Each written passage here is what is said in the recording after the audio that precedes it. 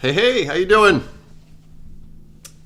This is a unscheduled stream, and it's going to be kind of boring and technical. So if that bothers you, you should bounce.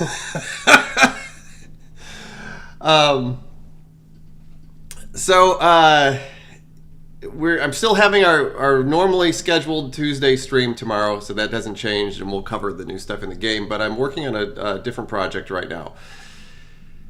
So one of the things that I wanted to do, which spiraled into a crazy thing, is that I wanted to release a update to the original, not the original Castle Miner Z on Steam, the one that's up there right now. I wanted to release an update where I at least had an ad for the new game inside of it. My glasses are a little foggy. I don't actually wear glasses. I only do this in front of the computer, so it's kind of weird because every time I see streams, I see myself with glasses. So anyways, I want to release a update to the original. The game hasn't been updated in like seven years or something like that. So somebody's saying here, Castle Miner Z on Steam. Yeah, if you don't know about it already, Castle Miner Z has been on Steam since like 2012. Like the Castle Miner that you played on the Xbox is there. There's actually a branch of it on Steam that's exactly like the Xbox version before we updated it. So if you go into like the betas, you can flip a switch and play the Xbox version of the game over there. And it's like, I don't know what it is. I don't want to get the price wrong. Since people don't know about this, I should probably put the link up here. But yeah, Castle Miner has been on Steam for a long time. And I guess if you're brand new to this and don't know it, we're making a sequel to the game right now. So I'm going to put two things up here. I'm going to put the original Castle Miner that we're going up there, and then I'm going to put our website because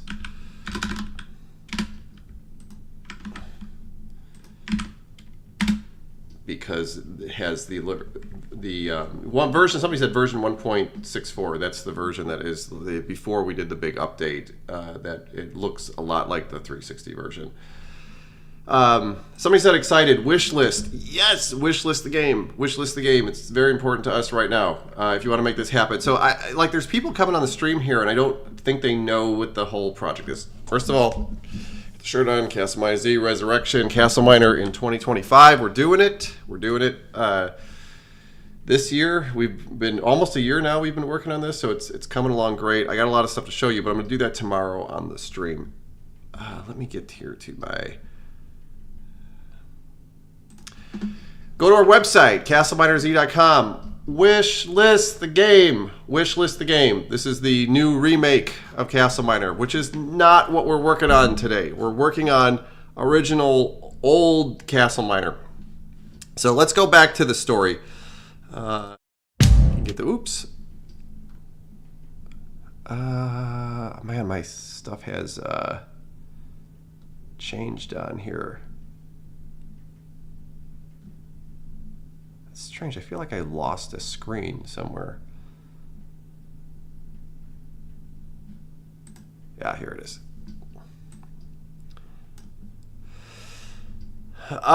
So anyways, I wanted to do a update to the original game to put an advertisement in there.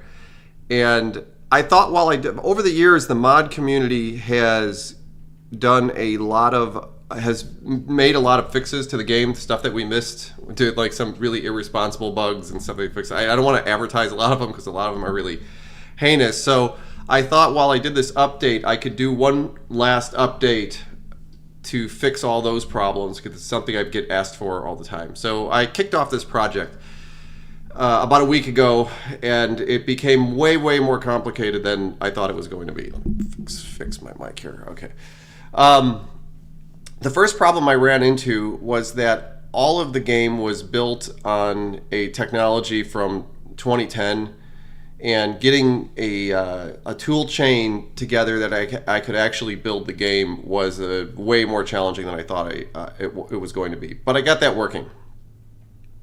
So the next problem that I ran into was that, well, my plan was, this was my plan, was that I was going to, first of all, I was just going to put the, I was going to rebuild the game, put the advertisement inside of it, and then put it up there. Then I thought, okay, I should roll the community updates into that too.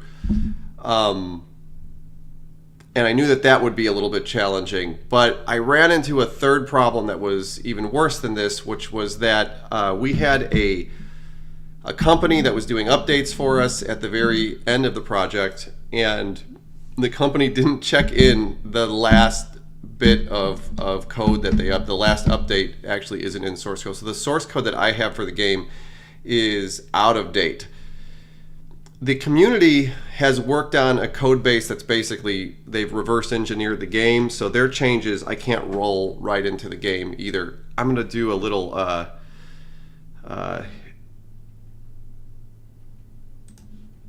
going to pull up Paint here and in the spirit of pirate software and do a little explanation of what's going on here. So this became sort of a challenging problem, and I needed to build a specialized AI tool to handle this for me, and I will explain why it's complicated and why it handles. So here we have, let's just make some boxes. I have the original, this is the DNA, yeah, this is our DNA source. It's really small text. Let's bold that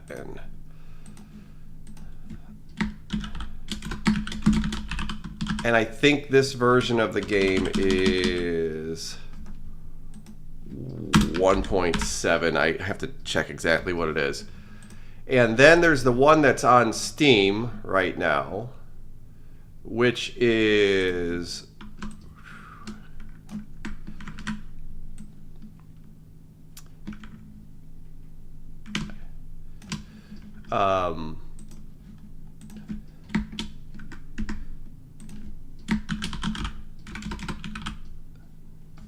which is 1.8, I believe.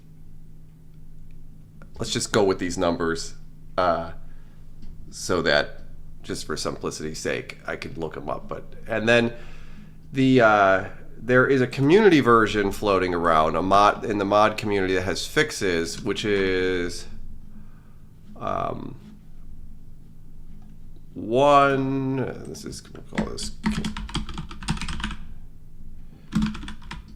1.9. So I have my source for this. Nobody has source for this one because it's been lost. And the community has this, which is based on 1.8, but the source code looks completely different from the original source code that I have in the database. So what I decided to do was I reverse compiled the 1.7 code.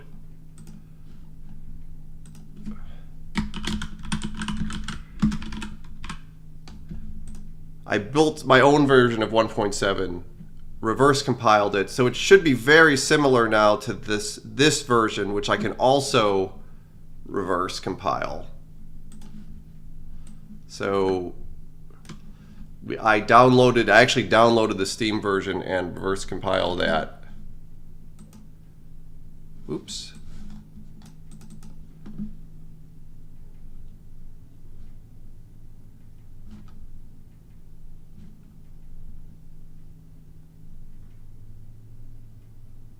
Trying to see there. I just got a message on the stream. Everybody sees me okay, right? Said something about, yeah. Something about enabling chat. You guys are still there, right? Like we haven't like lost everybody.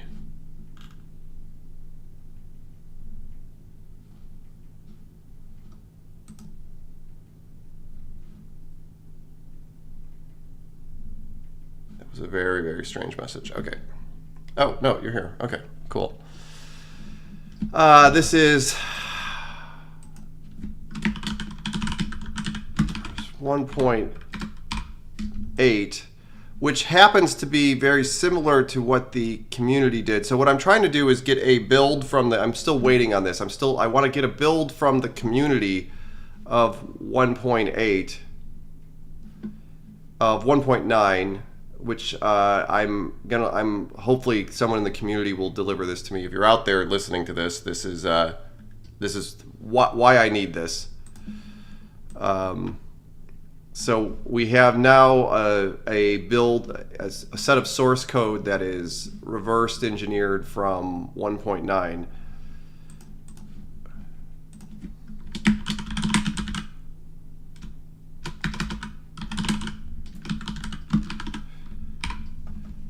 So the plan here is that last night I built this tool. I have an AI that walks over the source code and looks for all the differences between the reversed 1.7 and the reversed 1.8, which should be very similar, makes note of those changes, and then runs another AI pass over it to roll the 1.8 changes back into my source code, which will then allow me to have my source code updated with 1.8. This is so complicated. And then because I've done this whole process, it'll be easy to do the same thing again with the community version. So then I'll take the 1.8 version and the 1.9, do the difference, and roll those changes back in, build it, release the game, and we'll have one last update for Castle Miner Z that will have my advertisement and bug fixes, and we'll be in a stable state, hopefully, that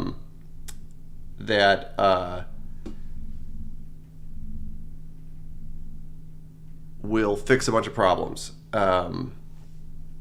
So somebody's asking what AI I'm using. I wrote my own program, and I'm using my software. This is my AI harness that I use to build things, and I can use any provider. I can mix them up inside of this process.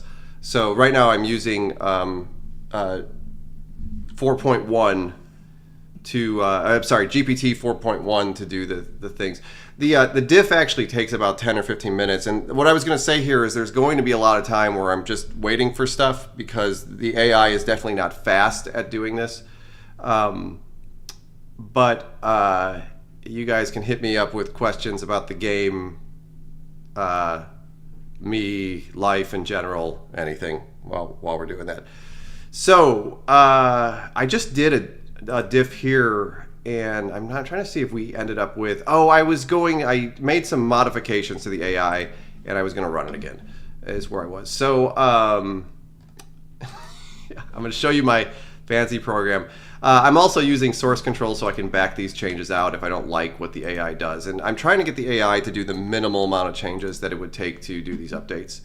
So let's give this a try again. So here's my fancy program here. I called it Code Diff, and it's got two buttons here, diff and merge. I love these AI. I have a bunch of these little AI apps that I've wrote, and it's funny because they do incredible stuff, but they look so stupid, and I kind of like the juxtaposition there. How many years have you personally developed games because your coding is perfect? I appreciate that's a really good. I've talked about this on the streams before. I started programming when I was 5 years old. I'm 50 now, so I guess 45 years totally, and I've been making games the whole time. I worked professionally in the game industry for, I don't know, 10 or 15 years. I worked for Microsoft Research for a while, and I did a lot of the engineering in the beginning of the company, although these days John has been doing a lot more engineering than I have. So I don't know, 45 years total. That's a lot. The diff process here walks over all the files and uses an AI to look for the differences between them. It records the differences, saves them away to a file, and then I can load the file back up later. The reason I do that is because that process is very long and expensive, and the code, it lets me iterate the merge process separately from the difference process quickly.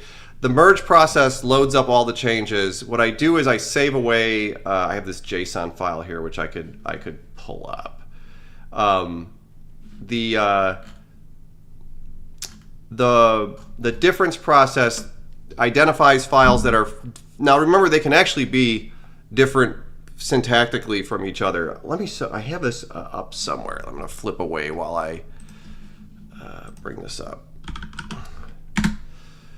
I think that this makes you understand the nature of the problem. Yes. So here's a merge tool, and I can see here as I have the reverse compiled 1.97. I get the numbers wrong. 1.97, 1.98. So I guess the community one will end up being 1.99, which is kind of cool. Like that it ended up there. It's almost like it feels like it's complete.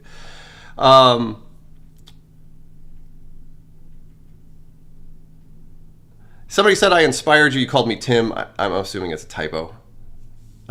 Inspired me to develop small games and then work up to a big one. I think it's a good way to do that. I talked about this on one of the streams. If you want to make games, what I really suggest doing is making small games and releasing them, because you learn so much about releasing small games versus trying to work on a really big project. It doesn't teach you as much. There's a good story that I've heard about making pottery, where they took two groups of people and they told one group of people to make the perfect pot, and they told the other group of people to make as many pots as they could. They were doing this with pottery, and in the end, the group of people that made as many pots as possible ended up making a far better pot than the person that tried to make the best one. And it's because, in general in life, experience always wins. So anything you can do to get more experience at something is going to make you better at it, way better than if you're trying actively to be better at it. So making a bunch of small games and releasing them will teach you so much about making and releasing games, because what it turns out in game development is that there's a lot more to making a successful game than just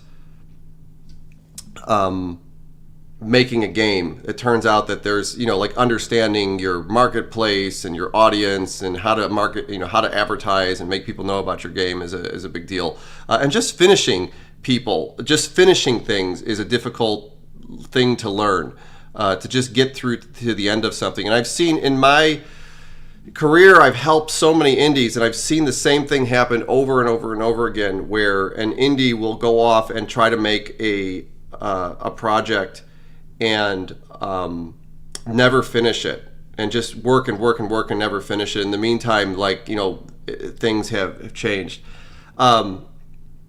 I almost don't want to tell this. I almost don't want to tell this story because I don't want to call out somebody specifically. But when I was on XBLIG, there was a game I remember in particular. I think it was called Windhaven. It was a game that was about simulating birds. And when I started making XBLIG games in 2009, I saw this game and I just thought it was amazing. It was this game where you simulated birds, and it had won, I think, the Dream Build Play thing in 2009, and it won the Dream Build Play every year after that. I might be getting the details wrong. Excuse me if I haven't. But the game was immense, and the guy was always working on it. There's a lot of indie projects I follow like this, where people just perpetually work on projects. And every time I would see this game, I would think this game is beautiful and amazing. But as I started making more games for the Xbox, I realized that even though this game is beautiful, it might not sell well because it wasn't sort of the right game for that platform. And I would have started off making that game, not that game in particular, but a similar sort of thing. My idea was to make a first-person shooter on the XBLIG right out of the gate. And I would have done a lot of the same things. And I always thought it was really sad because in 2015, so that's 6 years later, they shut that system down, and that guy had never actually shipped the game on the Xbox. And it was so sad to me that the whole era of Xbox Live indie games came and went before this guy ever shipped the game. And what he might have learned if he would have shipped it is that maybe it wasn't the right game, and he could have retooled his engine, because we did that with a lot of different things, and made something that was more relevant for the Xbox.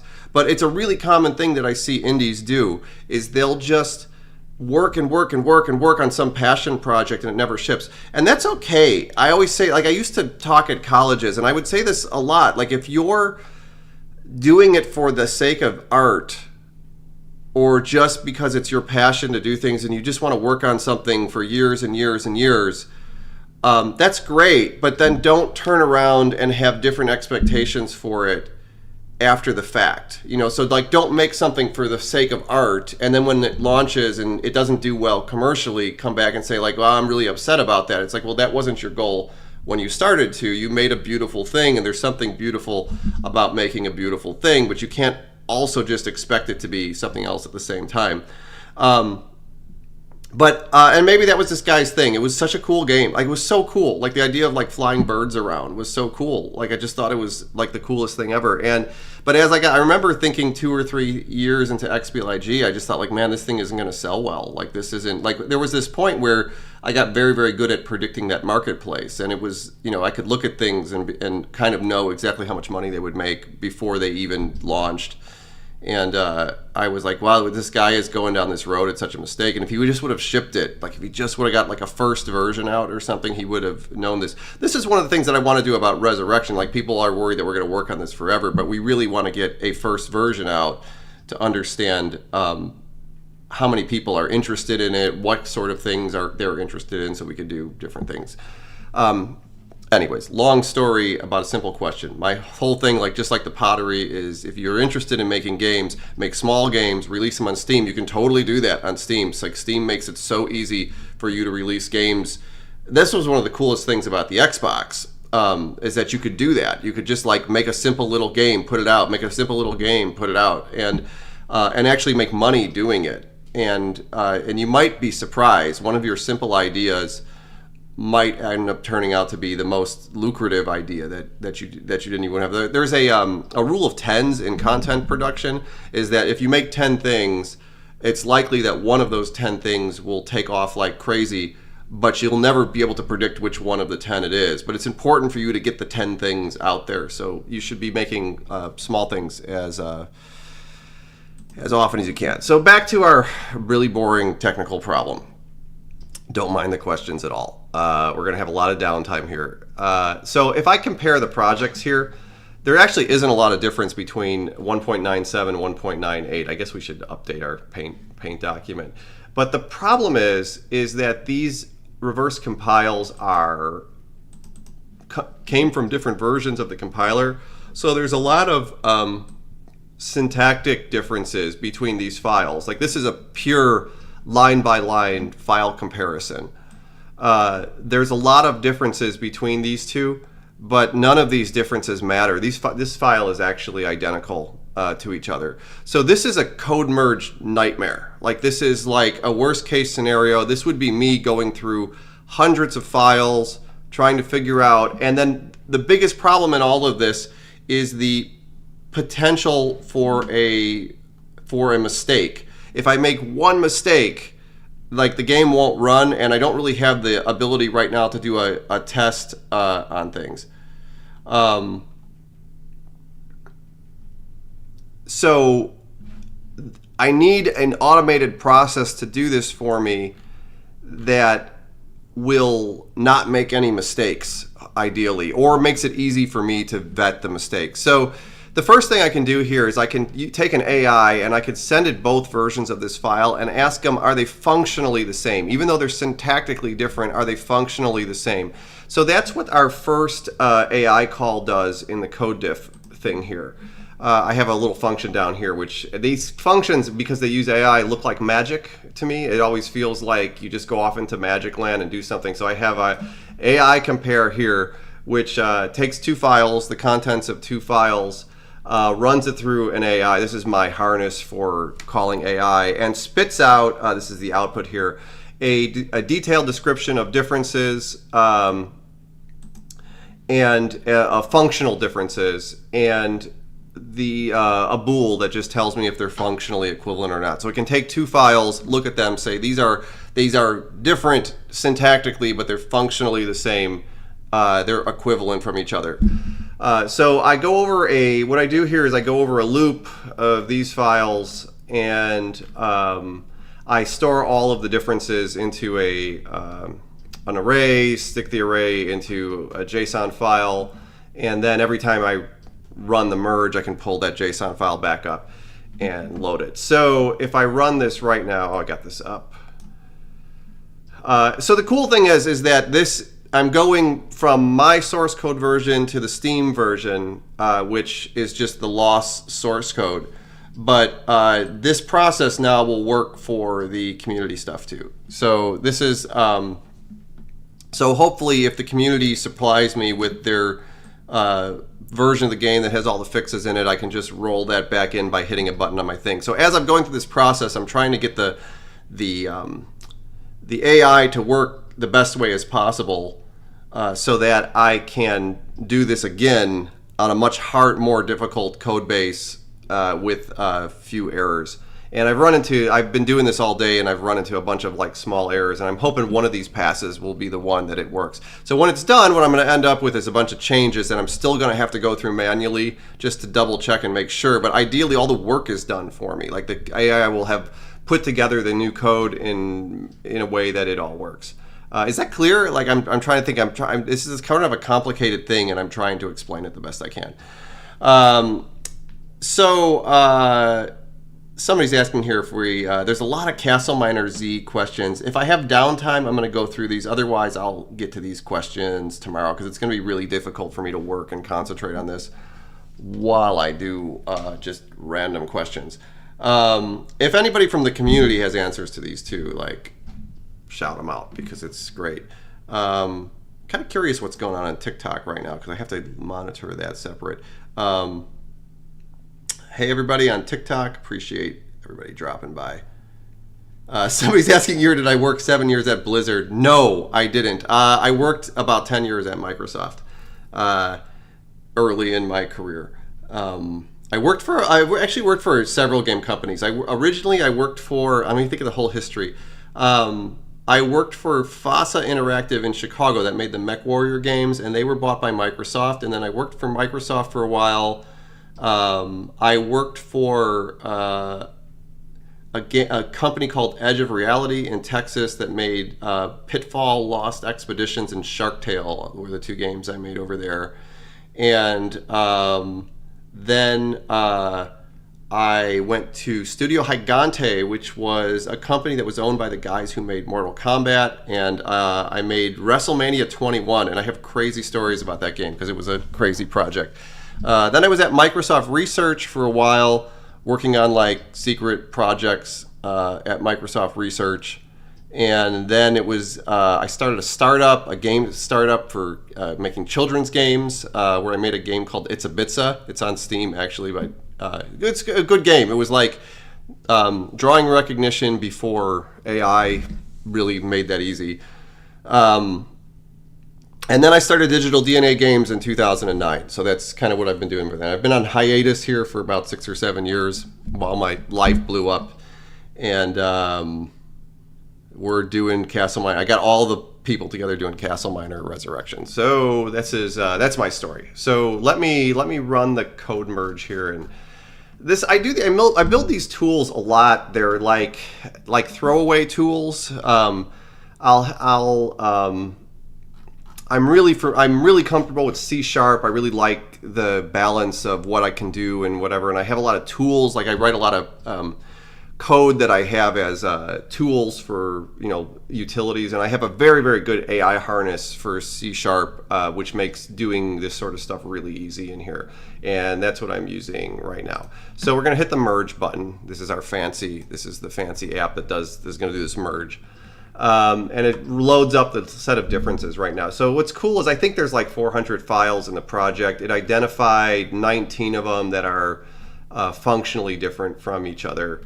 And it's going to go through all of these and do the code merge. So I'm going to kick this off, and then I'll just answer questions because I think this takes about 5 minutes or so and let me at least put a breakpoint in here. I have it also collect notes. Oh, I can go through one of these when it does it. Let me, so the first thing this does is it actually reruns it loads up the original file, the file that it is modified, which is the Steam version, and it loads up the original source code version now. So the reversed 1 point, I should make these numbers be, I can't really do it. This version, these are all 1.97, 1.98, and 1.99. That's what they're supposed to be. So what it does is it loads up the reversed version and compares it against this DNA source version over here. I can't going to do the weather girl thing. And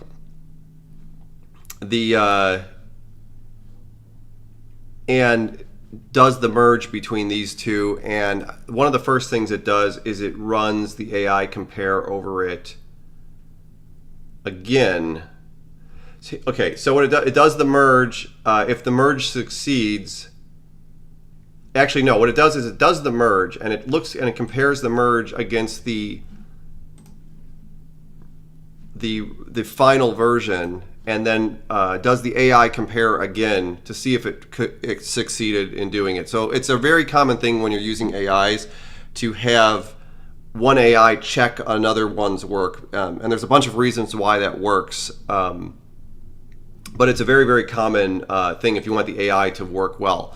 So the second AI is going to run again, compare the things, and see if things work. And if it does work, it just saves it off. And if it doesn't, it actually tries. It takes notes and it tries again iteratively until it fixes it.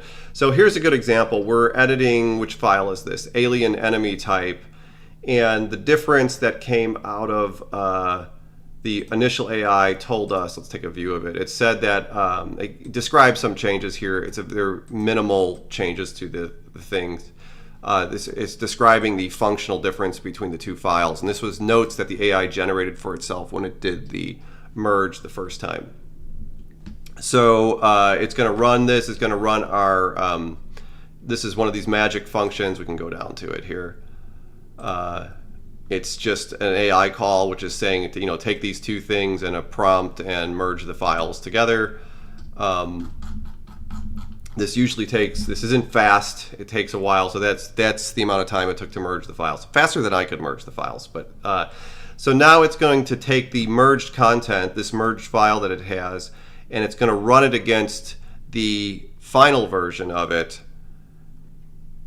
and tell me if they're functional, and they should be functionally equivalent. If they're not, then we have a problem, and it's going to iterate and take notes and try again. So this is the output from this, and it says they are functionally equivalent. So it's just going to move. It's going to save this and move it on to the next file. So I'm going to let this go, and now that it's done a few of these, I can go back to the source control. I have a window open of source control here,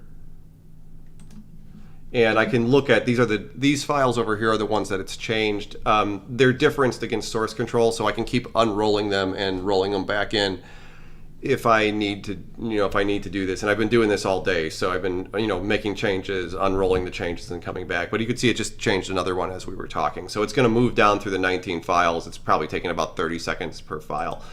So let's look at some of the work that it did already. Alien enemy type.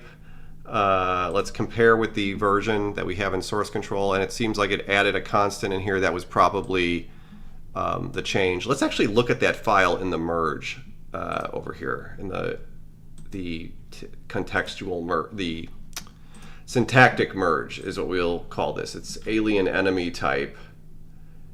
Enemy. Was it an alien enemy type? Is that what we just, I have a really bad memory. It's hard to do this. And you could see that in this was actually a really, well, here's a good example. This was obviously a difference between the two files, but these are syntactically different. Like these variables are named different from each other. This is just a product of the reverse compiler, but all of this code is actually the same. So if you did a syntactic merge, that these would end up being different from each other, but we want to ignore that because it's the same code and we only want this change. And you can see that our AI was smart enough to not change this code, but only change the code that made a difference. So this was successful so far. So we'll go through these and see how how well the AI does in the rest of these files. And if it works, then we can save, and then we can eventually do the community updates. So Alien Give Up was the next one.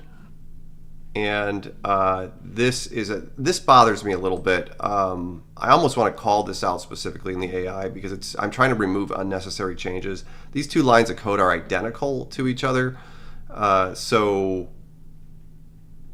I'm not sure why it would have put that in. I'm explicitly telling it not to do that. And I find that I keep giving the AI instructions like don't make changes that don't make a difference, and it seems to keep doing it, which is one of the problems that you have with AI. So I might have to call this one out specifically. And then this is another file. I've looked at this one several times, so let's see how it did on this one. This is a context change that needed to happen. It was in the newer file, and there is one more. It's interesting. This is an interesting AI thing. It stubbed this out. You realize that once this is like this, the this whole loop isn't needed anymore. So it would have been nice if it would have taken the whole thing out, but we should really see why it didn't, because there might be some reason why it didn't. I'm also asking it explicitly to make the minimal set of changes, so I guess it did what I was asking. What was that one? Controller mapping.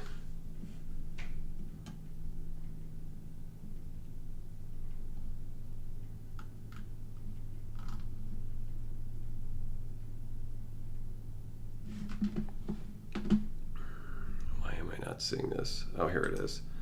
So let's look at the difference in here.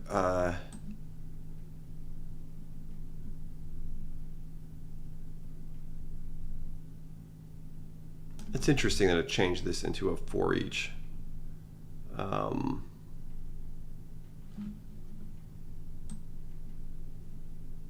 What's interesting is this function, once this code is removed, this function actually doesn't do anything. So it's interesting to me that it's that this would have been a change that was made to the code, but I don't have the 1.8 source code, so I don't really know what's going on. Let's see, in the meantime, let's see if the AI has made some more changes. It seems to be really stuck on something. It must be a larger or more complicated change, because some of them are taking more than others. Let's check the doors out. This one I've looked at several times before already too. It actually looks like it did the right thing here. I'm familiar with this file. I've asked it to stop doing this, and it's I may have to explicitly ask it to stop doing this. It moved a static initialization out to I mean, this is syntactically the same. It's just an unnecessary change. And this is correct. The rest of this looks good, actually. So far it's done actually a really good job. And it's still going, so maybe let me check the chat here for some questions.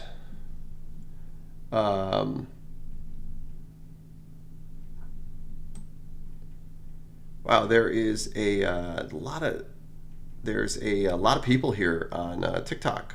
It's great to see you. Let me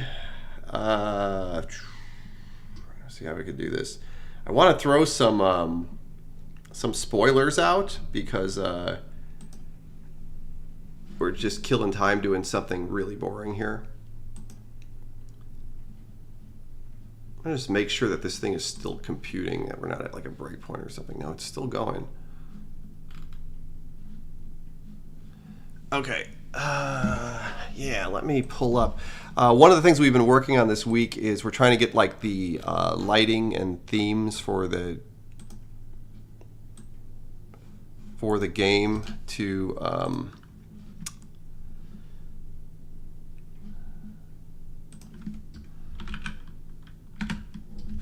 atmosphere stuff. So I have a couple screenshots that I could show you of that.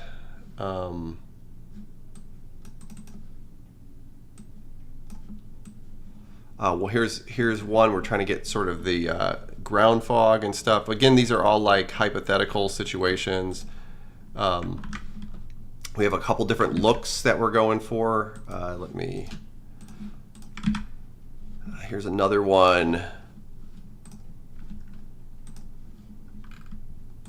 And here's another one that came out today.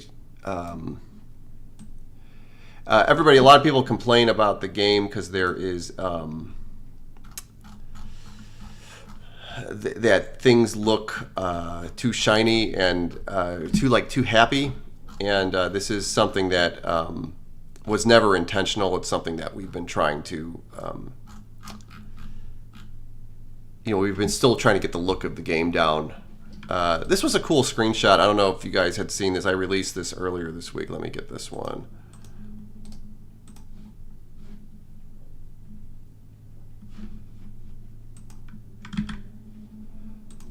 I thought this was really cool. This came from our artist. And what you're seeing here is we're dialing in the fog, and you also have the skeleton archer here. But this, I really love this screenshot because it really gives you, this is a very good expression of what I imagine the game being like in the end. This is like when in my head, when I was thinking about I guess my head's kind of in the way. Here, let me take myself away.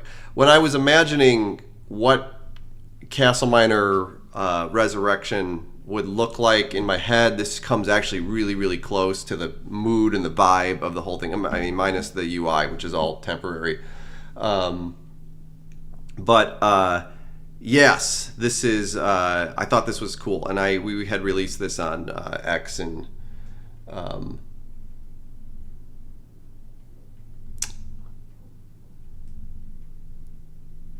Facebook this week. Yeah, but cool screenshot that came out of our we're tuning up. I'm hoping maybe in tomorrow's stream I'll can show more screenshots that we have. But we still, but everybody complains when we run the game because it's just easier to see everything in the sunny conditions. So I tend to play the game mostly when I'm working at it in the sunny conditions. Everyone's like, Castle Miner's not supposed to be all happy, and I get it because we're trying to really dial in the atmosphere of the game. I'm gonna pop a Coke here.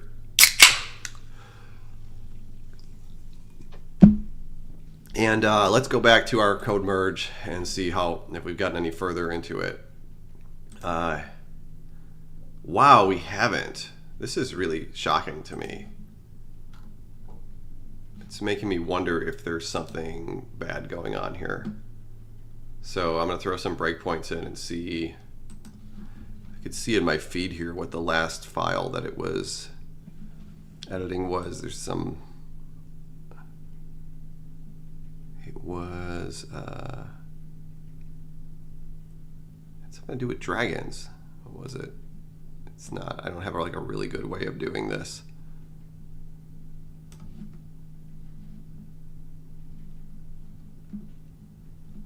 It's shocking to me that this thing, unless we're done. Wait a second. No. That this thing is still chewing on some sort of giant file after all that time. It's a 45 token file.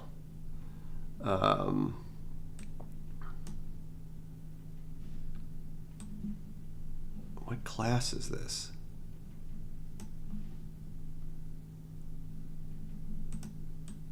I remember one of these taking a really long time.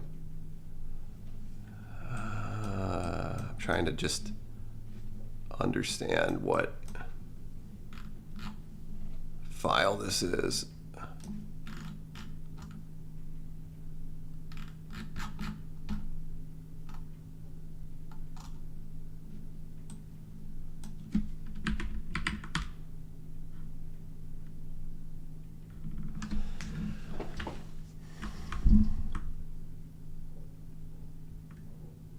Somebody's asking here if I made any Jellos recently. Now, the last Jello I made was the Z Jello, and it didn't actually turn out very good. But maybe, I don't know, maybe I should make some more Jellos. I'm trying to, these are all the preprocessor directives. I should just throw a file name into this thing. I don't want to stop it now, though, because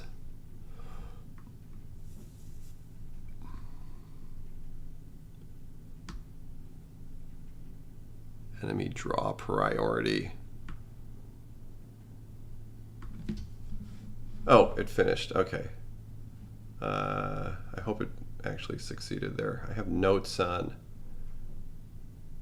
Okay, so this regenerated an error for me. It said failed to merge base zombie. This is actually a big deal because this is probably one that needs to be changed. Static initialization of shadow model.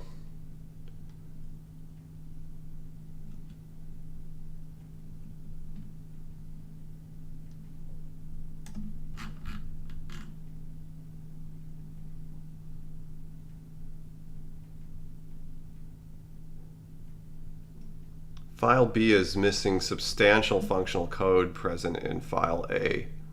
It only contains, oh, this is very useful. It only contains field and properties, some constructors, and a few stubs, but it lacks the core management. And it's probably because this file has been implemented. It actually might be the same. It was probably implemented in a goofy way where it was split across multiple files. I'm going to take a look at that. I'm going to let it go on and take a look at this. I'm actually betting that base zombie is probably not any different. Let's just keep going. And let's see where we are looking at the old school Castle Miner Z code right now. This would be in enemies. Where is it? This is a very, very old version of Visual Studio. It's from Visual Studio 2010. And it's missing a lot of the tools.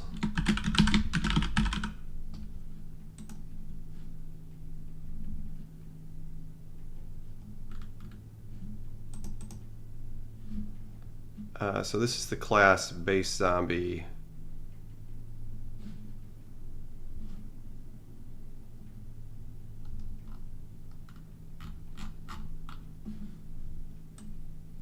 It's weird. I don't understand why it would.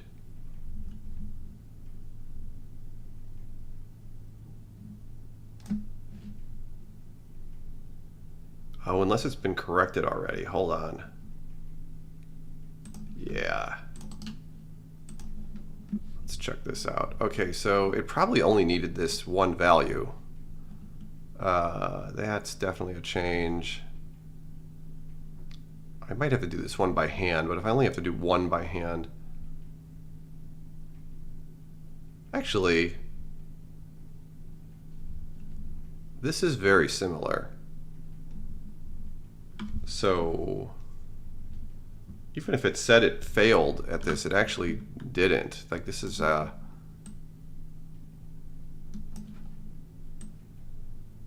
very good merge. So I do see a build error though in it. So what's the build error? I would say game development is like 90% this. So if you, if you're thinking about being a game developer, like, get used to a lot of late nights doing this, because this is sort of what it's all about. I would say at least 80 to 80%. Somebody had a very good question here, is how often do you back up the program?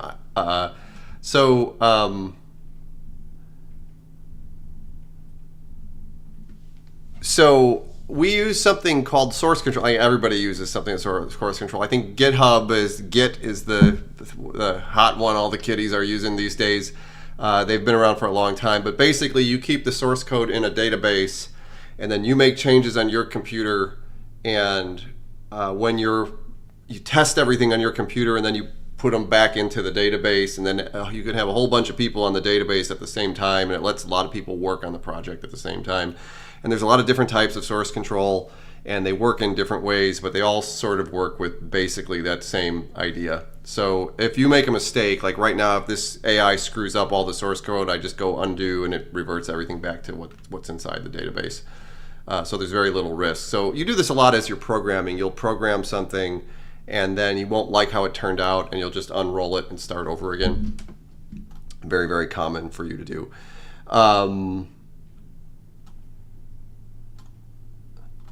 Somebody was asking a good question here. They were saying that have you needed to redo a lot of the coding of the original? Yes, it is a complete redo from the ground up. There's nothing shared from the original to the new one. The original one was in XNA and C#, and the new one is an Unreal Engine and C++. So there is no sharing between the two. We have copied code from one place to another, but we have to rewrite it all when we copy it. So it's not a lot of it is very useful. The world building stuff was probably the most useful stuff because we wanted the world to do this. Somebody asked, what's the funniest comment that you've written? There's so many funny comment stories. Like, this is one of the things that programmers do. God, I don't have one offhand though. I don't think that sometimes you'll leave secret notes for other programmers and things like that. Or people that are working in the future that, is going to see it's if you see this, blah, blah, blah, blah, blah, or whatever.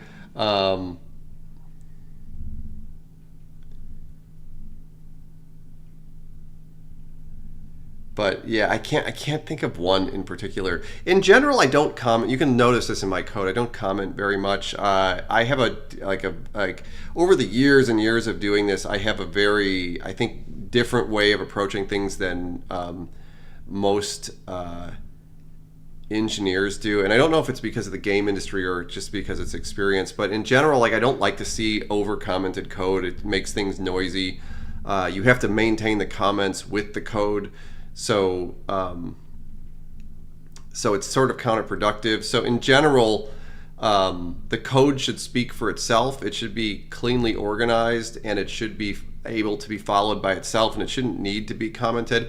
And we typically put comments in places where it's not obvious, where something looks like it might be an error, or it's confusing, or it's not clear what you're doing, is a clear place for a comment to say this is what I intended here. And then also our work tends to be partitioned separate off. It's really rare for one of us to go work in somebody else's place on the project. So we would only comment code in places where you would encounter other people's work. And this might be the other reason too, is in the game industry, essentially everything you're writing is throwaway, because there's this expectation that you write a game and it's very, very unlikely that somebody else is going to pick up that code and then run with it and make another game or something. And if you're making engines, and thank you so much for the donation, I appreciate that. If you're making engines, which John and I have spent a long time making AAA game engines, the APIs should be very, very clear and well documented. So that's a whole separate problem. You're not going to rely on comments at all. I have this thing where I like my code to be beautiful. I like it to be elegant and beautiful and sort of self-explanatory. So I try to design APIs that are intuitive to use, that don't need a lot of comments and documentations. I want to hit this comment that came in from the donation. Love Castleminer Z. I wonder if you can add 4K resolution to the borderless. There's no way that I'm going to be able to put 4K resolution into the one that's up on Steam right now. It's beyond what I'm doing right now. Unless the community has some crazy hack or something to do that, because I'm kind of limited by what XNA can do, and I don't want to do too much because I don't want to end up breaking the project and having to spend more time on it, because I'm kind of stealing time away from I'm stealing time away from Resurrection right now as I'm working on this. I was trying to do this as sort of a marketing tool and a good faith gesture to the community. How many of us are working on the project? There is 4 of us. Hold on 1 second here. Let me throw that. I just need a second. Let me throw that screenshot up on there.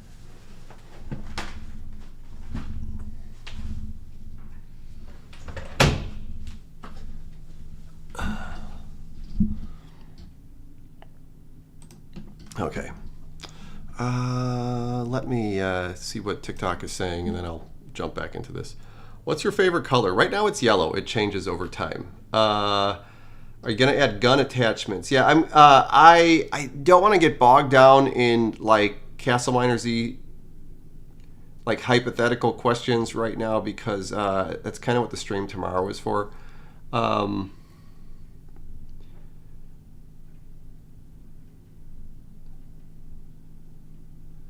Just want to go back through some of these. What's your favorite part of making the original game? It was building the world, definitely. I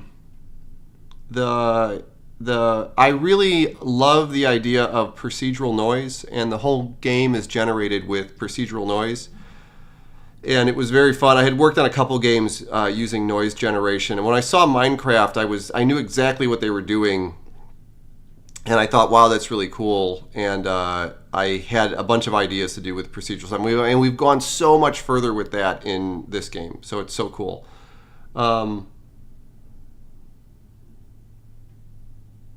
Somebody said, is the world bigger in the remake? Yes, the world is probably like twice the size. So each biome is probably double the size, and I needed more room to put stuff. Somebody's asking, is the world going to feel as barren as before? I would ask you what you would want in the world. Somebody's asking, Castle Miner Z making a comeback? Yes, Castle Miner Z is making a comeback this year. But anyways, if you're late to the stream, I'm doing a code merge on the old version of the game. So this is like a highly technical stream, and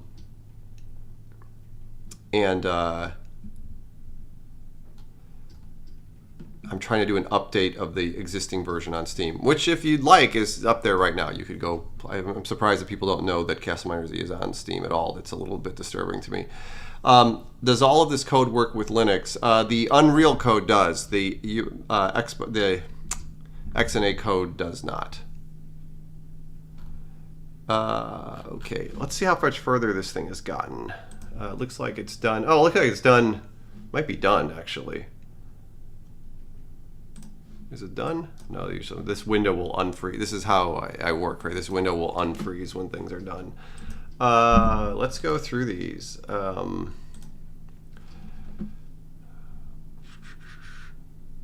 it's done. Okay, did it give us any? I have review notes here. Oh no, this is... And another one, it failed to merge to enemy manager, it looks like. File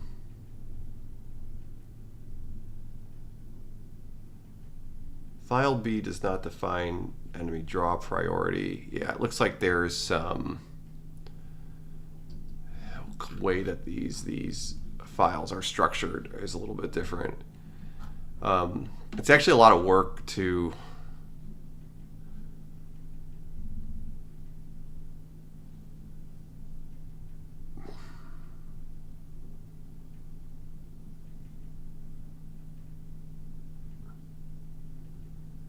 get the projects. This is one of the reasons I'm doing it, to get these projects in the exact same format so I can look at them. I'm hoping that there isn't too much to that file that I could merge by hand.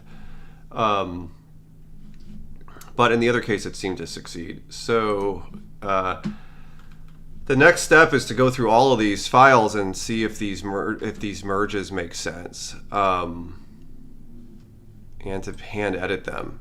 But it seems like it's done a pretty good job. And it's funny, I asked it specifically not to do this. Can I just do this? I just have to make sure that those are the same. What it's doing there is it's replacing symbolic constants with numeric constants, which is no. This code doesn't need to be changed around. We should just go through these one by one and look through them. Every time I always do this stuff offline, and everybody always tells me, oh, I wish that you would do this on a stream. And I have a hard time believing that people actually want to see this. But to be really, really transparent, this is like, again, like I said, like 80 to 90% of what game development is. Which is not fun. A lot of times when people say they want to be a game developer, I always say don't do it. Don't do it. You don't want to do it. It's a lot of work. Typically doesn't pay as well as other things.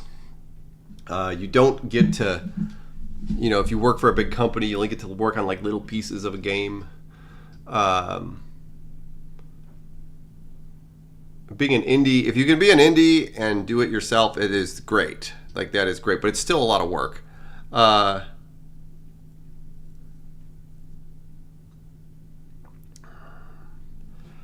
So let's start with the first one. There was a merge. Yeah, we got to do this.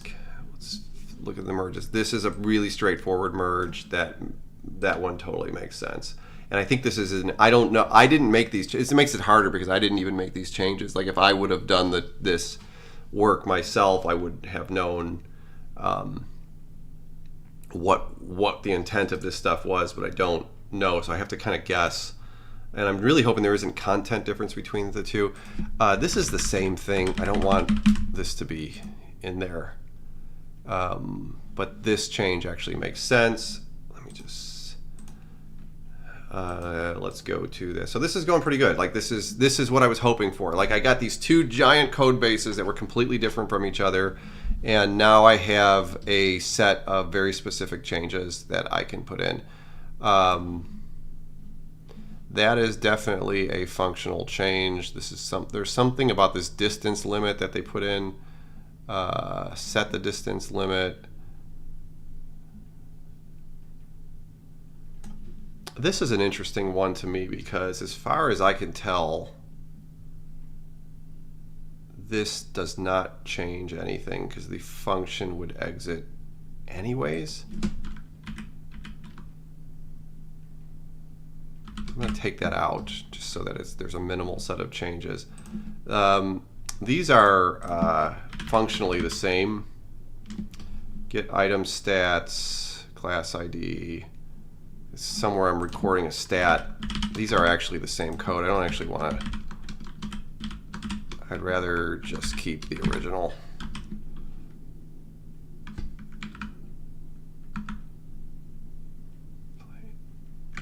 Player stats, get item stats. Yeah, I don't know why the AI couldn't detect that these were the same.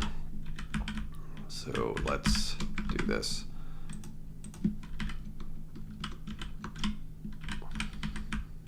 There was this time period where I wanted to stop doing this, and this was the reason why. I went through 2 periods of time in my life where I wanted to stop. Like, when I was in my 20s, right before I went pro, I kind of got sick of running into issues that I would run into with C++. There was always like memory overruns and stuff, and they're just not fun bugs to fix. And I finally was just like, I don't want to do this anymore. Like, I'm going to do something else. And then I got sucked back into game development. And then I really liked C#, and I really thought it was cool that XNA used C# for game. I had just built around the time I was doing the XNA, I had just built a C# game engine at Microsoft Research, actually. And I was building a separate one at home. So building the game engine from XNA was like kind of like a really simple transition. Okay, those are good. So far we got 3 of 18 or something like that, and we're going good. Okay, this should not have been changed. like this should actually be the original.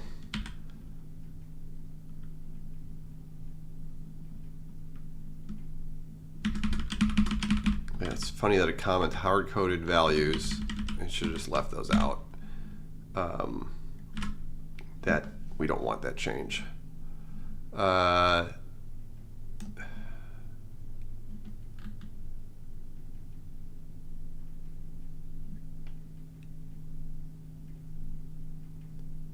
This looks very similar.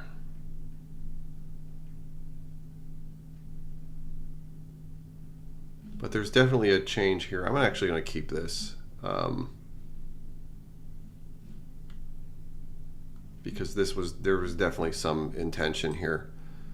God, the odds. This is making me so nervous because the odds of this just working is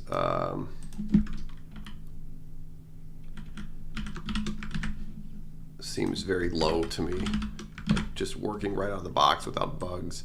I'll definitely ship it as like an optional update on Steam so I don't break everybody. Is there a difference here? It's an extra false. It looks like maybe it's a default parameter. I'm not going to touch that. But I'm going to save this. Okay, that was one that was a little bit more difficult. Enemy type. Somebody said, can I fix the endurance time bug? That was not a bug. The game, I think what you're referring to is that the time stuff only happens in endurance, and that was a way that those achievements were designed. I guess they probably should have been spelled out wrong. And you only got achievements in endurance because you couldn't cheat. I think that was the one. The big complaint I hear a lot is that the endurance one is too long. I didn't really. I could be honest. I didn't really give a lot of thought to it. There was like one of the achievements that you had to like play for like a really long time on endurance. I probably was a little bit too long. It's possible I take a look at that, but that's not the kind of things that I'm worried about right now. Okay, this is a lot of changes. Okay. It's unlikely that 16 minus 0, yeah, this is that. I would almost bet that this is what it's doing here is it's replacing symbolic constants with numeric constants, which is like a bad thing to do.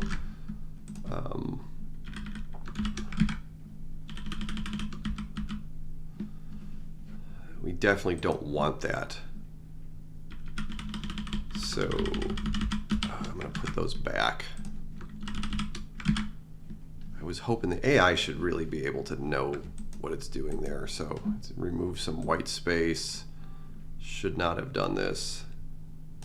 This is very deliberate. That's scary to me. This is a probability change. That's a very deliberate change of constants.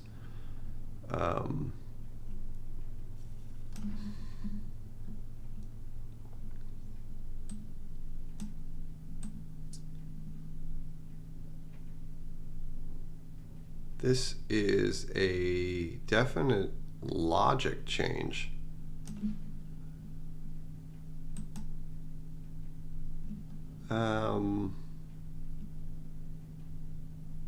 But it is functionally the same. So we're going to take it. We're not going to take it. This is probably one of the more complicated ones. I'm guessing that these haven't actually changed either. These are all constant changes, so let's put this back. God, I wish it would not have done this.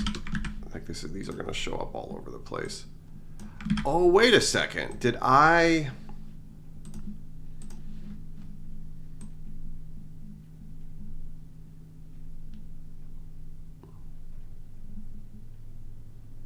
removed a comment there, which is fine.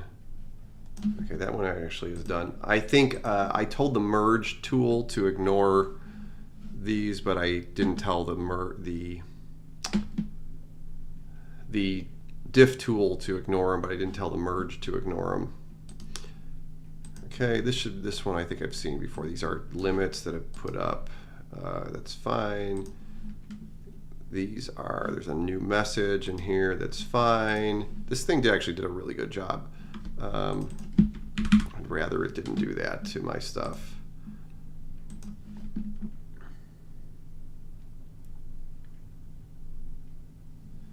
And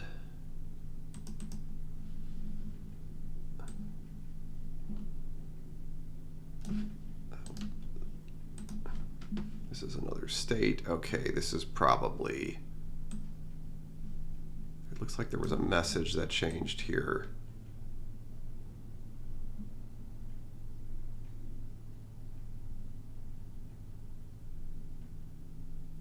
An explicit cast. I don't understand why that would be any different. I'm kind of fine with keeping it though.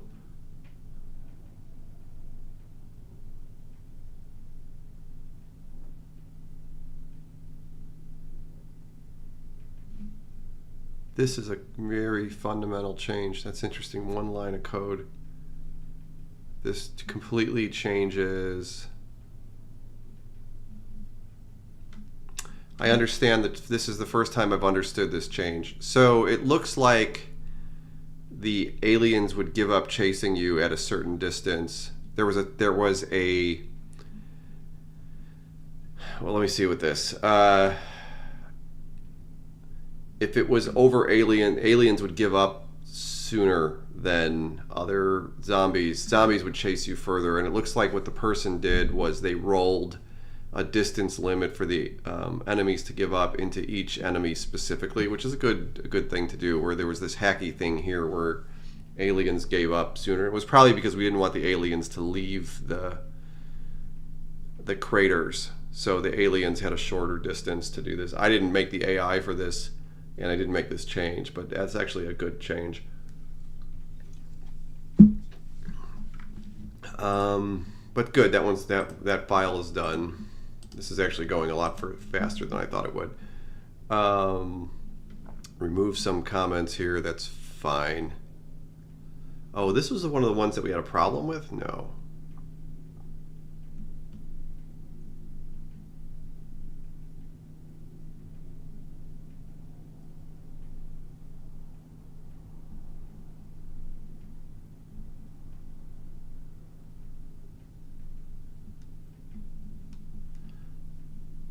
Man, I'm really kind of surprised that this is so different.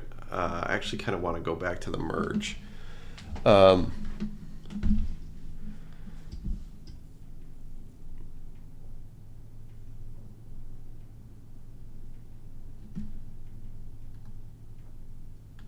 Somebody asked, it's funny question here. Somebody asked if am I considered the boss? I'm assuming that they're talking about the company. I always said that I did start the company. I released several games by myself, up to Castle Miner, I think. So it was like Avatar Paintball was mine by itself. Avatar Laser Wars was mine by itself. And then I started to bring other people on. We usually negotiate on a project by project basis. I always say that we're like more like a band than a company. Like everybody's got like their own thing to do, and we kind of just negotiate how everything works as we go. Everything's done on handshake agreements. So, and I did this because I had started a couple other startups, and I really hated the process of starting startups. I really hated all the legal stuff and all the contracts, and I realized that if you wanted to like do something bad to somebody, none of the stuff mattered anyways. So the majority of people in the company work on royalties. And a lot of them have done really well as a result of it. Let's man, this one I want to look at a little bit better. So let's go over back to our syntactic difference. What was that? I have the worst memory ever. I have to keep going back.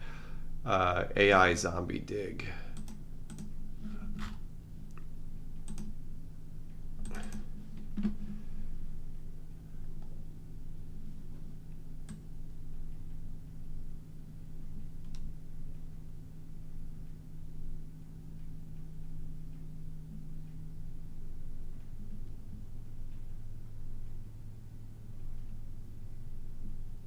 These look very different from each other, but they're actually very similar, and I'm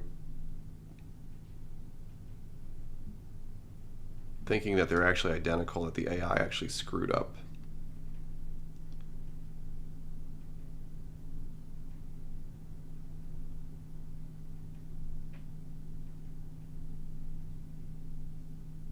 Oh, this looks different.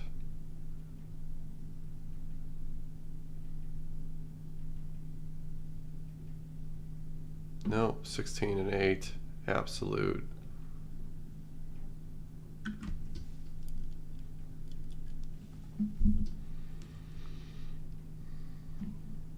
I'd love to get my hands on the source code for this. I actually think these files are identical to each other. I can run the diff tool on it again when it's done.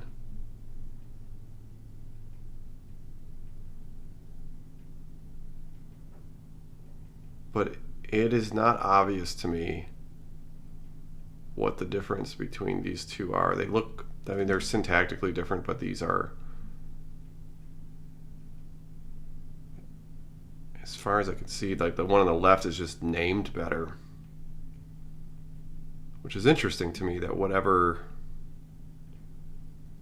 compiler was used for the Steam version changed a lot of the names. Yeah, I'm actually going to unroll this one. This is the only part here where it's not immediately obvious to me.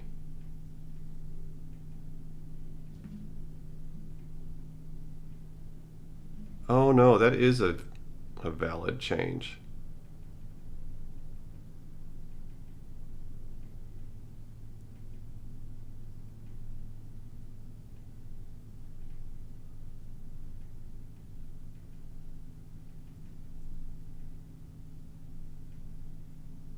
Interesting to know where those numbers came from. This is an interesting one because these were probably constants in the original code, and I don't know where those constants, there's no way of knowing where those constants came from. So let's see what the AI did for this.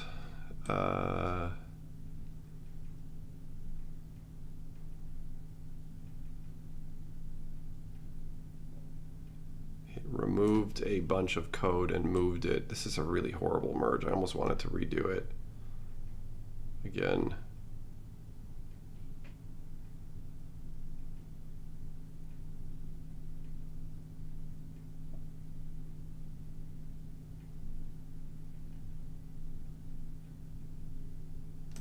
This is the only code that we really care about.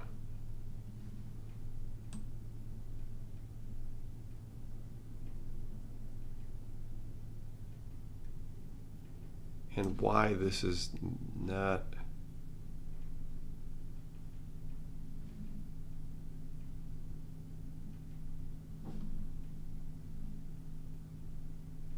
Hey, why it flipped these around is disturbing to me. Oh, it did like an early out. Yuck. I'll keep it for now. We'll see if we run into problems. Okay.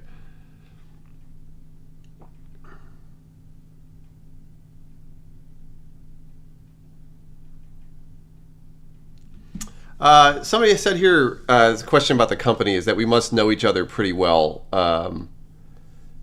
We do. Heinz, the art director, I met him in 1998 when I worked at my first game company at FASA Interactive, and I worked with him again in Microsoft Research, back at Microsoft Research, and we did several games together. And John was my boss in Microsoft Research. I met him in 2006, so that was about 20 years ago. So Heinz probably about 25 years, and him 20 years. And the third guy, Duncan, I worked with at Microsoft Research. I met him in Microsoft Research, and in 2006 or 7 or something like that. and we ran the startup together. The children's game startup we ran. He's a very, very good designer and a very good pro. Everybody's sort of multi-discipline. Everybody is a very good. Like they either do like a little bit of art, a lot of programming, a lot of design, a little bit, like that. Everybody, there's like a crossover between all of us. So sometimes somebody will jump in and do a little bit of art, and somebody will do a little bit of program. Everybody kind of works on design cumulatively, except that Duncan was a designer in the AAA industry for a long time, and probably the most skilled game designer out of all of us. So I think for Resurrection, I'm excited about this because there'll be a lot more game design than there was before.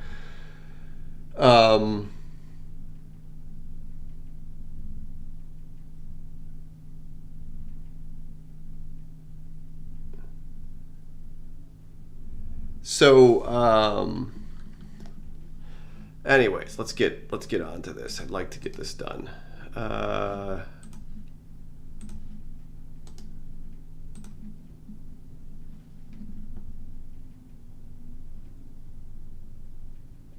This is completely unnecessary.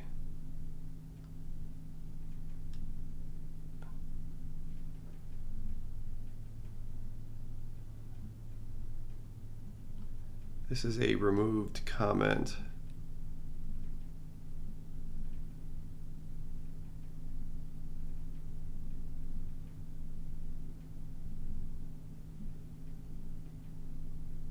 And there is a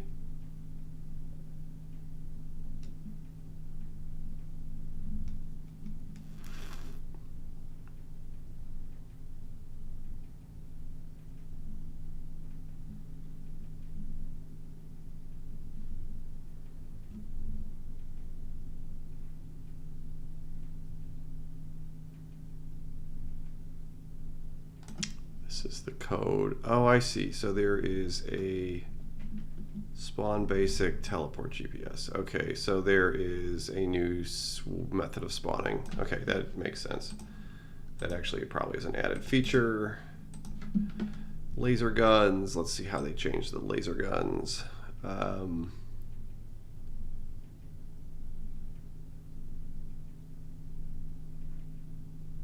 The Diamond Space Pistol. That would be such a cool name for like a band. These case switches are organized. I'm going to trust the AI here. That looks like a functional change.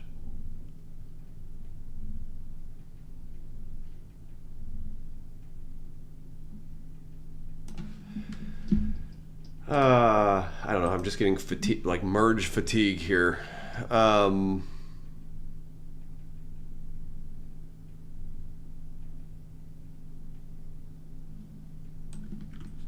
Let's throw this comment back. I hate to just lose. So this is a good example of a comment. This guy did it the right way. This guy who worked on this was was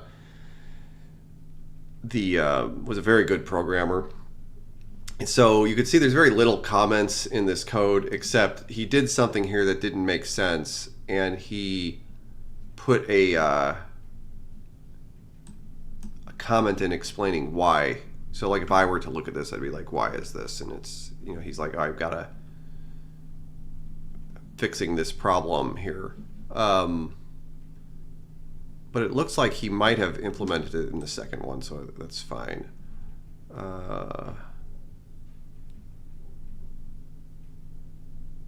He changed something with loot.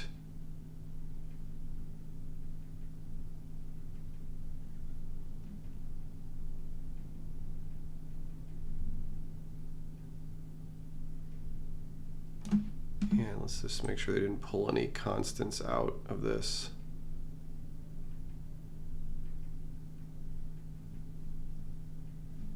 I'm going to assume it's right.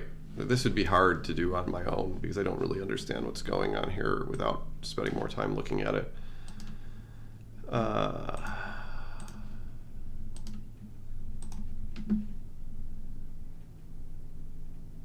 Okay. It's weird to return the exchange breaks with returns.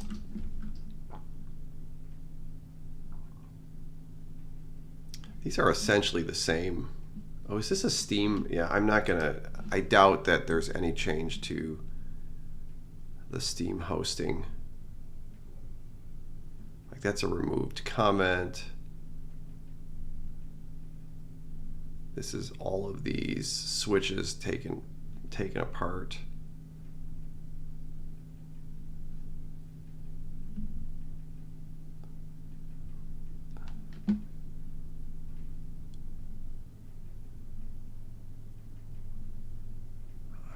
I'm almost positive that this is not a real change. I'm actually going to undo this one. What I'd love to do is let's just go into here and look that up if there is what was it called? Steam network something provider. It's probably a networking.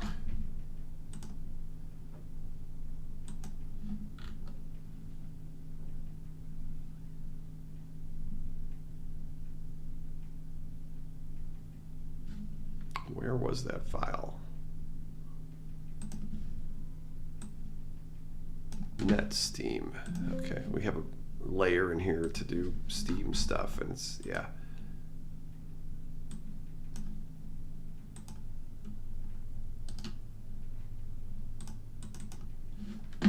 Okay, let's go through this and see. Is there any real changes here? God, I would be so surprised if they were changing the Steam layer for some reason. This is a bunch of code where it's been turned into a case switch.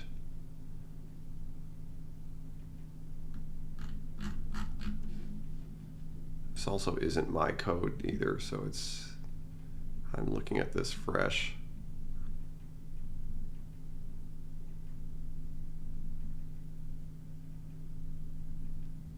Yeah, these are just, ooh, that actually might be different. Wait a second.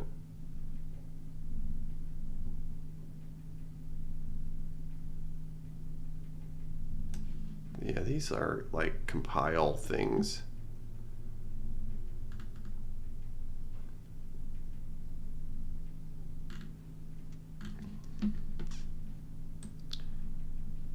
Looks like a compiler, just a compiler difference that the AI couldn't handle.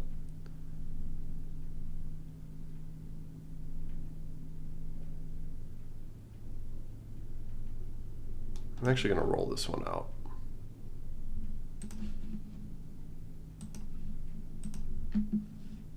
I think that was one of the files it failed on anyways. Okay, what's this one? There's a parameter added here. It's a very simple change.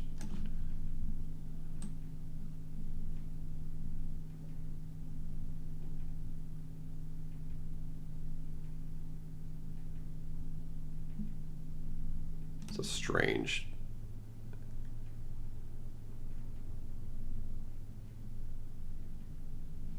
Yeah, that's like a goofy way to handle a string, and it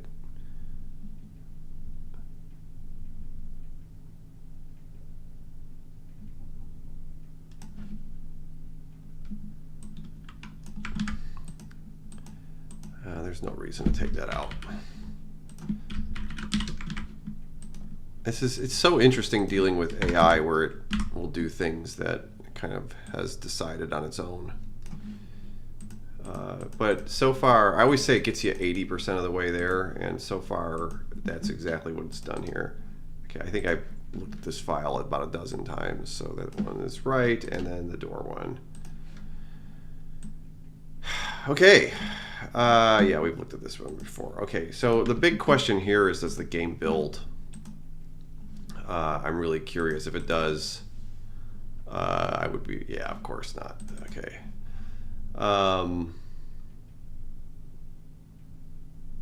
Debug utilities. Utilities.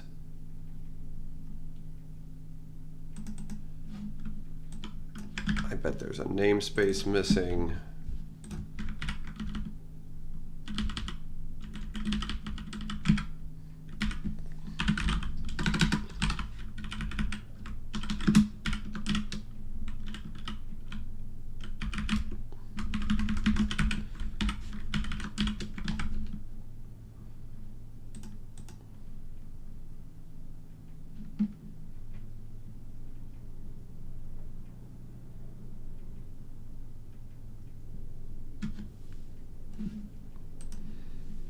Wow, it built. Let's see if it runs.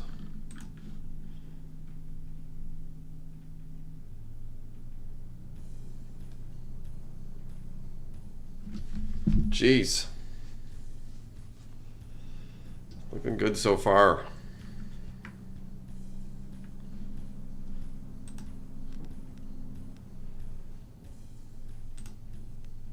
Let's host a survival game.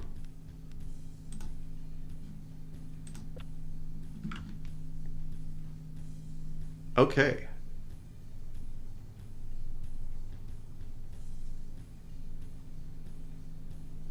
You know, I should have tried playing this before I put the changes in.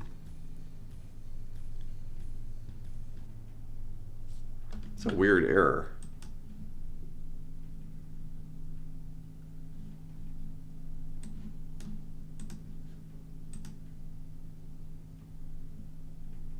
Asset not found.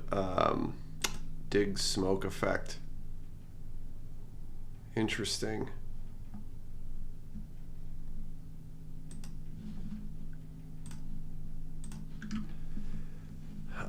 This may have never worked. So if I would have just shipped that out without testing it,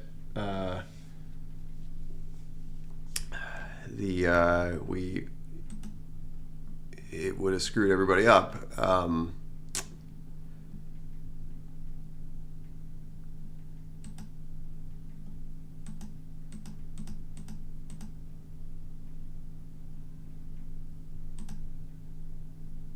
I don't know where this is. We will have to do let's do a find in files.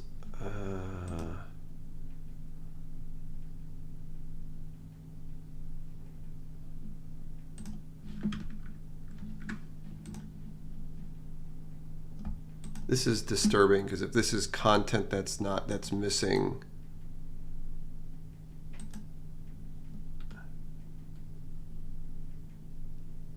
this would maybe stop us from doing this. These are particle effects. We used to have a particle. I don't even have a way of doing this anymore. We had a particle effect tool that I wrote that made these. Let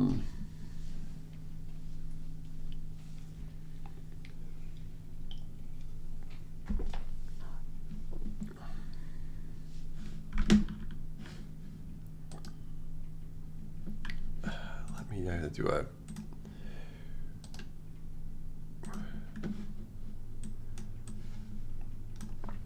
Sorry. I gotta see if this file does not exist, period. This is actually a pretty significant problem. Like there was a bunch of assets that seemed to not be checked into source control. What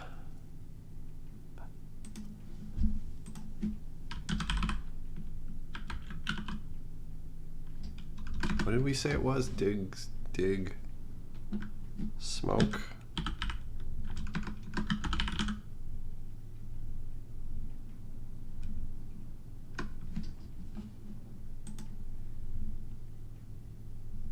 I'm searching my code repositories now for this on a separate window.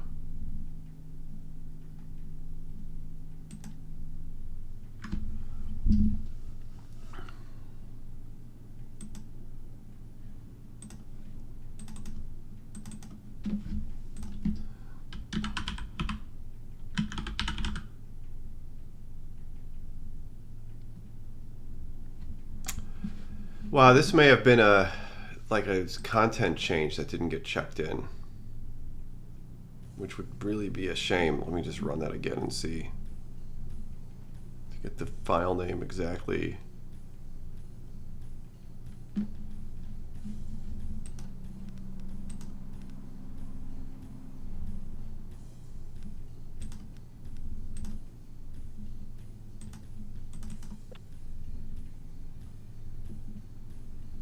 And let's see what the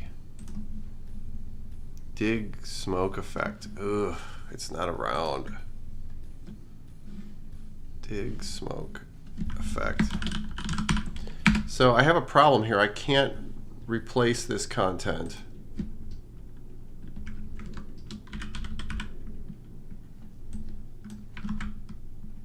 So if I were to ship the game, we would lose this.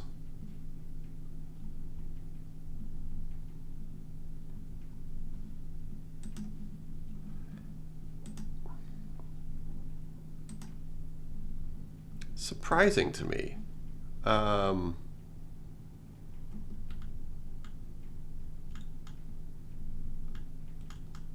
it is definitely missing.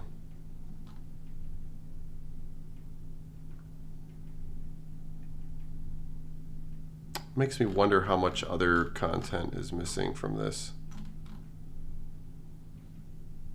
Oh, that is such a bummer.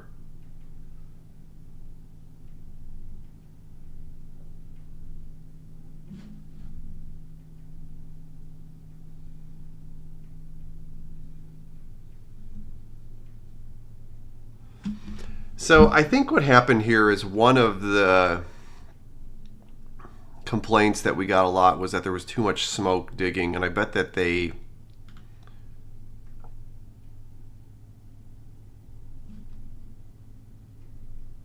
replaced it at some point, and it's not here. God, what a stupid reason to not ship this. Let's find this.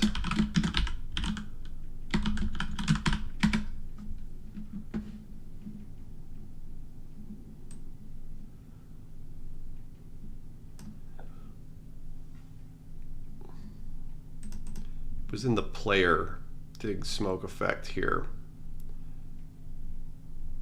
which is the effect that it's when you're digging. So what I can do here is I can pull up, this is in what, player? Where is this located? In the root.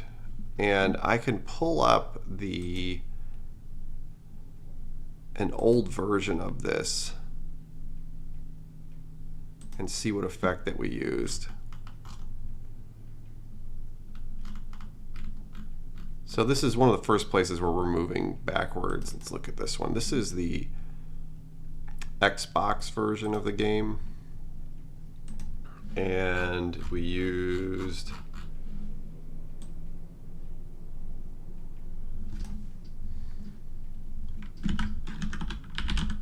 let's find it. We use smoke effect. So this was probably a change that never got checked in.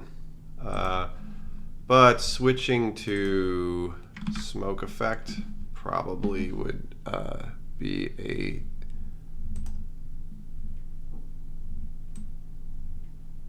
let's just make sure that that one is still there. Probably be an acceptable back work. It's the and there is a smoke effect. Yeah, there isn't any way for me, well, at least not easily, to figure out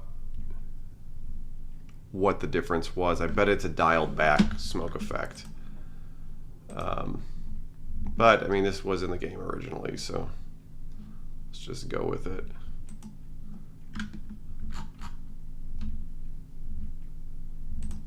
Okay, let's see. That's scary, though, because we may run into more of these. It's showing me that a lot of content was probably added to the game that didn't make it into the into source control.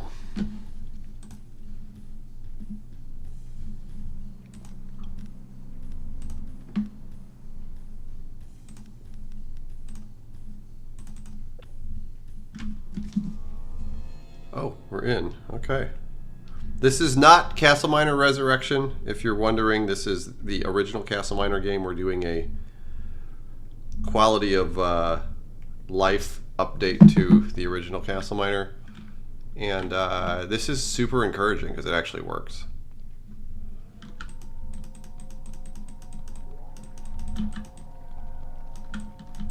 Old school's on. It's fun. This is fun. You know, I haven't done this in a long time.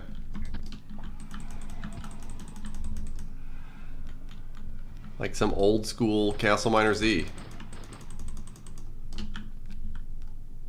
But this is the first time, I mean, this is cool. All these changes are working in here.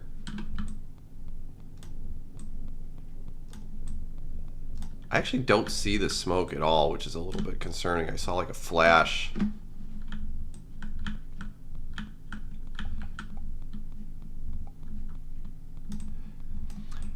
It's possible I could rebuild the particle tool, but I don't even know what they were going for when they did that.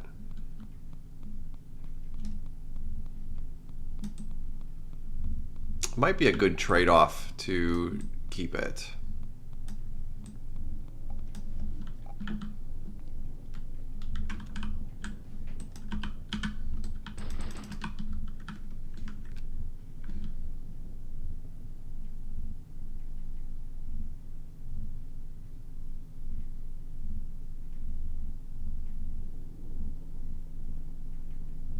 This again, not Castle Miner Resurrection. Castle Miner. Here we go. I can't tab out here. Castle Miner Original. Castle Miner Resurrection. I just want to make this really clear so I'm not getting comments in the stream later. So Castle Miner Regular, Castle Miner Resurrection. It's kind of cool to see the two side by side. But we're doing a quality of life update to original Castle Miner. So, yeah, this is so I think that this seems like it worked. I don't think the smoke is working, which is interesting to me. I'm wondering if that was actually a problem they were fixing. Like it got broken at some point. God, I wish I could find that file. I'm pretty sure I never had it. I went back and contacted the people that worked on this to see if they could provide this stuff. It worries me though, because it might be a problem that is in other places.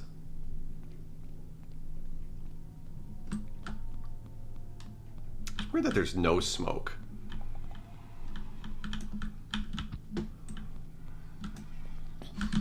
It's so like pretty nostalgic to play this. Like I haven't. It's been a long time since. I've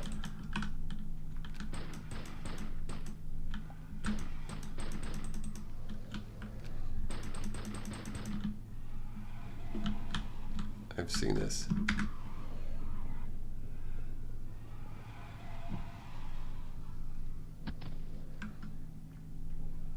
Okay, that is super encouraging. I actually think I'm going to check that in.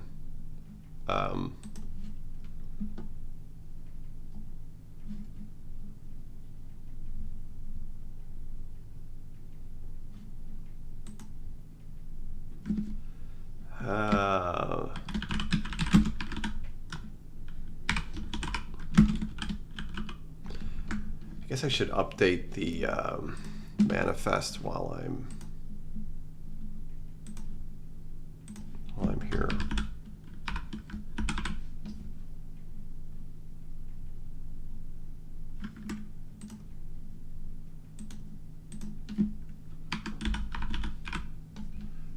See where the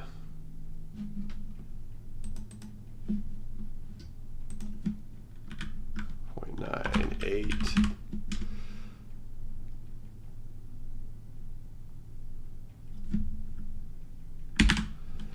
Technically 2, I think.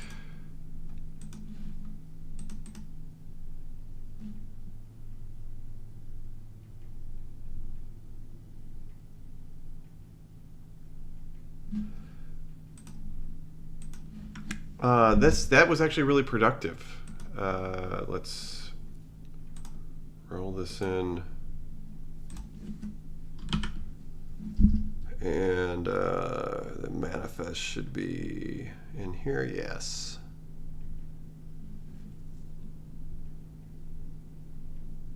I'm gonna do it. Yeah, 19 files. I'm almost tempted to run the merge tool over it one more time, just to make double sure. So this is a good sanity check here. Let's go back to the merge tool. Let's run this up again. Just for kicks, I'm going to run the diff against. There should be like virtually no differences now at all, except, so it'll be interesting to see if it actually, if that is actually true. This takes a really long time because it has to run this AI over lots and lots of files. I guess as a early indicator, I could put a breakpoint in the place where we detect a difference. And let's just make sure we didn't get any up to this point. I do this thing a lot where I interactively interact with the program as I'm running it, which I guess is a little bit weird. And I write things in a way that anticipate this behavior.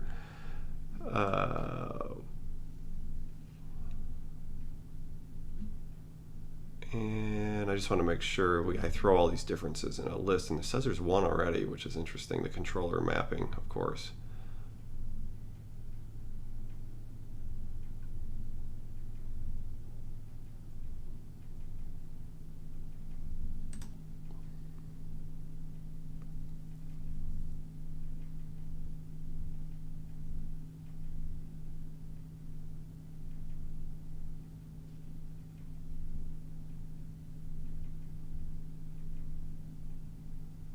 This is one of the ones that we fixed, so I'm kind of surprised by this.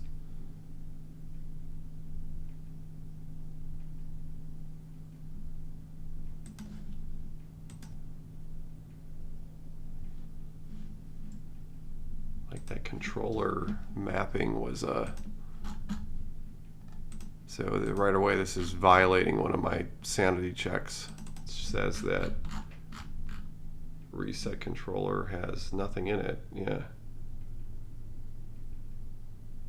Oh, I'm not doing the right diff. That's the problem. The diff we need to do.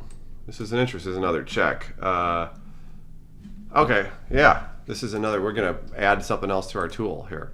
Line these up while I'm into it.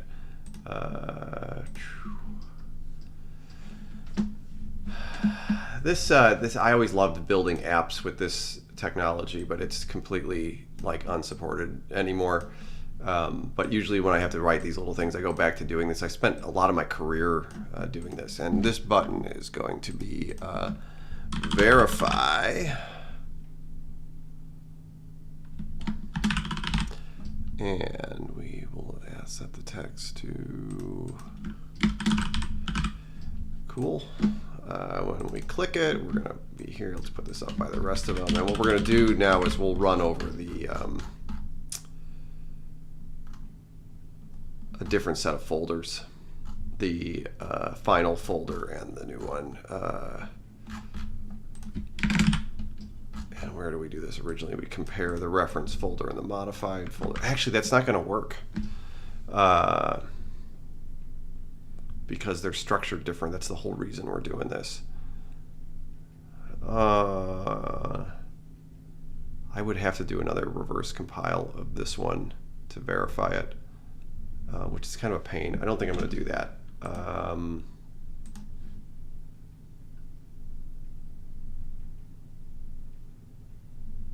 This actually makes me wish that I probably would have spent more time really looking at the merge, because it's the only place where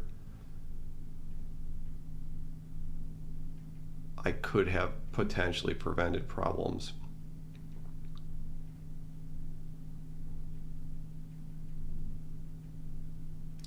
Yeah, so to do this properly, I think I'm going to do this, but I'm going to do it offline, is that I got to spit out, I got to reverse compile the one we just made, and then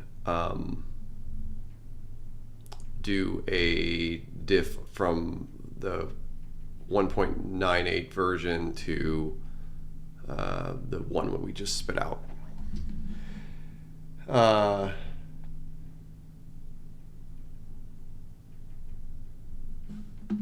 Cool. Somebody's asking about the loop blocks. The loop blocks are in this. They're going to totally go away, and I never was a big fan of the loop boxes.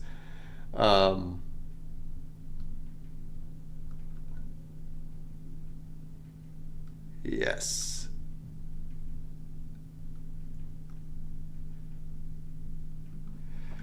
Cool. Yeah, I appreciate. Let's see, how long have we been on? I appreciate everybody dropping by to see this. I think this is gonna get. I'm gonna get down in the weeds here. I think like what happens now is that was like the that was like the easy part of all of this.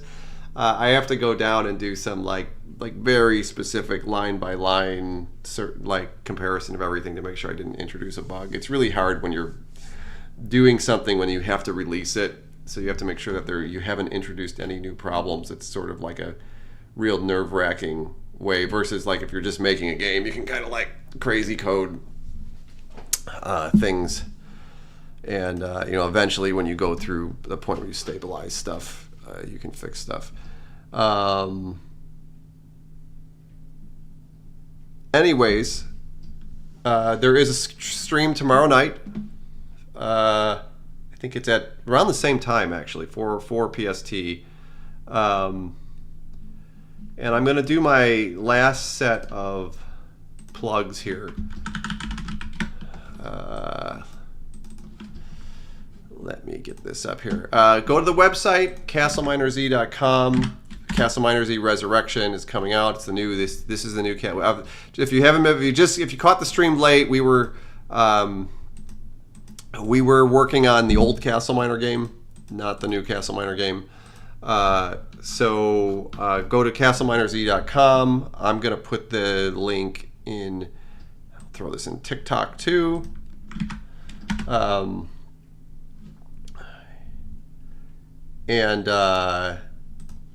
You wishlist the game. Wishlist the game. Wishlist the game. Go to castleminer.z.com, Steam wishlist. It's up on Steam here already. Add to your wish list. Doesn't cost you anything, at least not yet. Hopefully you'll buy the game when it comes out. But it's important that everybody wish list the game. It shows us how many people are interested in the game. It shows publishers, how many investors, everybody that we could possibly care about, how many people are interested in the game. It's the best indicator we have. If you want to support us, you can click our Patreon. We appreciate any sort of support you can give us. Merch, you could go to the merch tab and buy a shirt here. All the proceeds go to the game, and you can click our Patreon and sign up for. In fact, I'll throw this specifically in the chat. And you know, any support that you can give us on Patreon would help. All of that goes directly into making the game. We're all doing this. There's 4 of us. We're all doing this for free. Like nobody's like, we're not funded or anything. Everybody is working for free, and you know, in the hopes that this turns out well. So I don't know if that actually went through. And I'll put that in the TikTok too, because there seems to be actually a lot of people on TikTok. You know, just for kicks, I'll give you the link to the merch too, if you guys want to rock a Castle Miner Z t-shirt, cup, whatever. Again, it's another way you can support the game. Putting all that stuff on there. Appreciate everybody dropping by. I hope you come by tomorrow. We'll show off. Tomorrow will be Castle Miner Resurrection all the way. We'll show off all the cool stuff that we have going on there.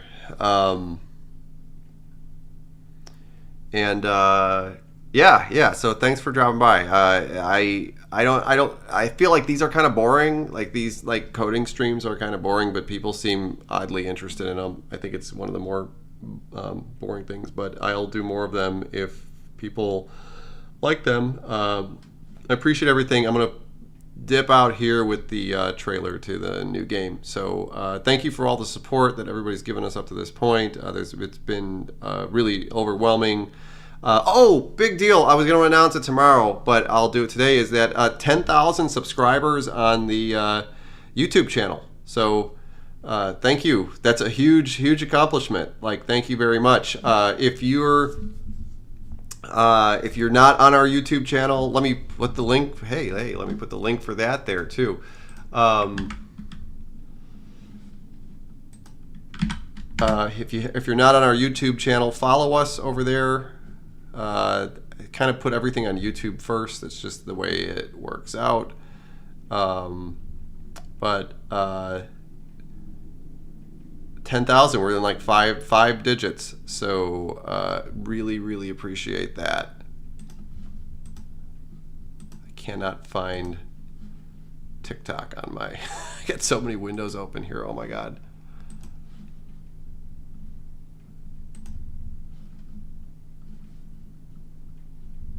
I think I might have lost it. How did I do that?